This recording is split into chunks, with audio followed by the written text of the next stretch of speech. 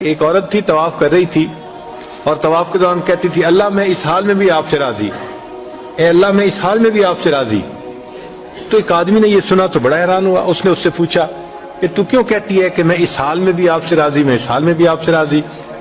اس نے کہا کہ میں طواف ختم کر لوں گی نا تو میں تمہیں اپنا واقعہ سناؤں گی۔ چنانچہ اس عورت نے اپنا واقعہ سنایا کہ میرے 3 بچے تھے، میں گھر کے اندر ایک دن تنور پہ روٹیاں پکا رہی تھی تو میرے بڑے 2 بچے جو تھے وہ گھر میں کھیل رہے تھے کمرے میں، اچانک مجھے شور کی آواز آئی تو وہ کہتی ہے کہ میں نے جب شور سنا تو میں وہیں سب کچھ چھوڑ کے تنور پر آٹا روٹیاں تو میں کمرے کی طرف بھاگی۔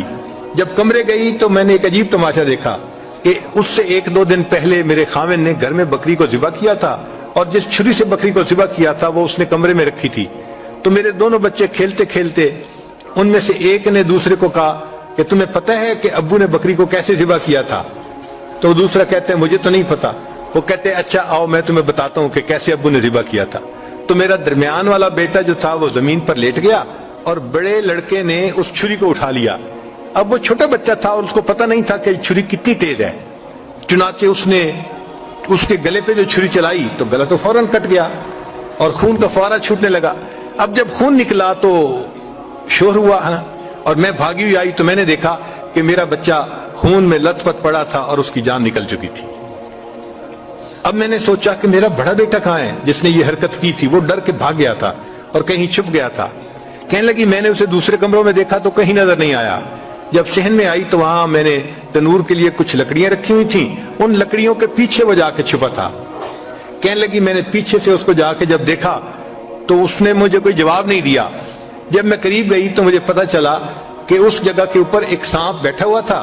یہ بچہ چھپنے کے لیے جب لکڑیوں کے پیچھے گیا سانپ نے اس کو ڈسا اور یہ بھی وہاں مرا پڑا تھا۔ کہتے میں اس کی لاش اٹھا کے لائی، ایک بچے کو ایک چارپائی پہ لٹایا اور دوسرے بچے کو دوسرے چارپائی پہ لٹایا۔ پھر اس کے بعد میں نے فیل کیا کہ میرا تیسرا چھوٹا بیٹا جو کرالنگ کرتا تھا، رینگتا تھا، وہ کہاں ہے؟ وہ مجھے نظر نہیں آ رہا تھا۔ کہنے لگی میں اٹھ کے جب جو ہے تنور کی طرف آئی تو میں نے دیکھا کہ اس نے کرال کیا اور وہ تنور کے اندر گر چکا تھا۔ تو میں نے اپنے زندہ بیٹے کو آگ کے اندر پورا جلتا ہوا دیکھا اور وہ بھی فوت ہو گیا تھا۔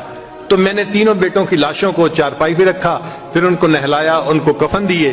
جب تینوں کے جنازے ایک دن میں گھر سے نکلے تو میں عمرے کے ارادے سے آ گئی۔ اب میں طواف کر رہی ہوں اور اپنے اللہ کو کہہ رہی ہوں اے اللہ میں اس حال میں بھی آپ سے راضی ہوں۔